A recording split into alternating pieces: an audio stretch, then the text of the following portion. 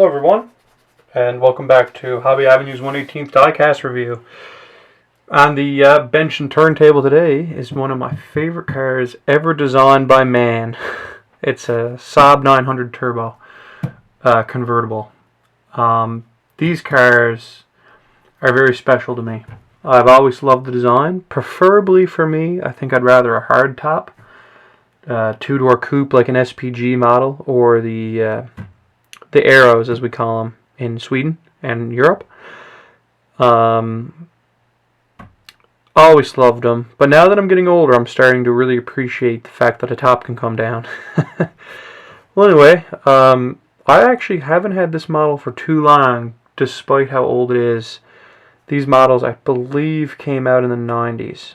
I might be wrong, so quality isn't super great, but it is what it is, and you're probably... It's hard to say. You're never probably going to see another one. I know there's a company, DNA Collectibles. I have one of their cars myself, and it won't be my last. DNA Collectibles is a company based in Switzerland, and they're really into Saabs. But this here is a Chinese company called Anson.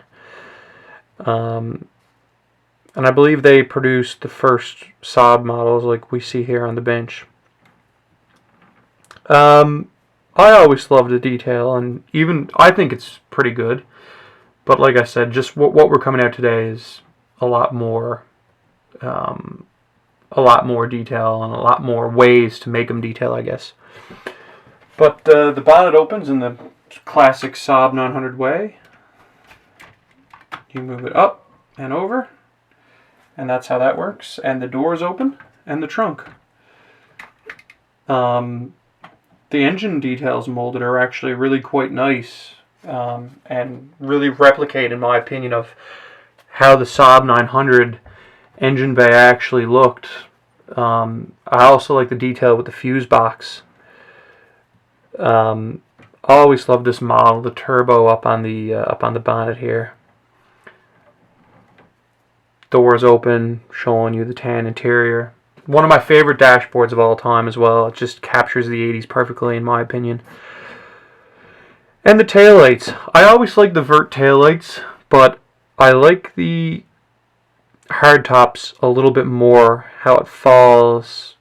The design of it is just perfect. And I mean, you know, Saab, the engineers, used to make the jets and stuff. And I personally see the design transfer over into a car. Not everyone does, but I do. They've always been a little bit quirky in their engineering, how the keys in the center console opposed to on the dash itself. A lot of people didn't like how you used to have to park these cars in reverse, of course. That was something that stuck with them right until the day they shut down almost, I'm pretty sure. Back in 2011, I think the company went bankrupt. But I am a Saab guy. Oops, I didn't mean for that to fall. I am a Saab guy, and I always will be. I'm going to open this bonnet again just so I can get the camera up and just show you those details, those engine details. You can see the 4-cylinder turbocharged motor. And over here there's some nice details of the fuse box. Kind of hard to see, but you can actually see the fuses in there, which is nice.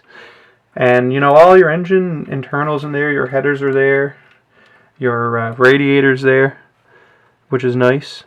Like I said, not a super great model, but it is what it is. And there's the dash. I mean, it's just stickers on the dashboard, but that's, quite common in the 80s and 90s for diecast collectors. These models, for what I know, sell for ridiculous money online, especially where I'm in Canada on the Canadian dollar. I mean, it's just crazy. But I love it for what it is. I know Automobile is another company that likes to produce Saab cars from time to time, and I have one of those on order whenever it comes. I'm sure everything's held back now, but I'll get it soon. The flat nose 900 in the green color, which is super nice. But anyway, guys, I know there's not many Saab guys out there. There's some, and I know I'm a Saab guy, despite I like everything for a reason. But there's something about the Saabs that just kind of stuck with me. My first car was actually a Saab, It was a 2000 Saab 9.5 sedan.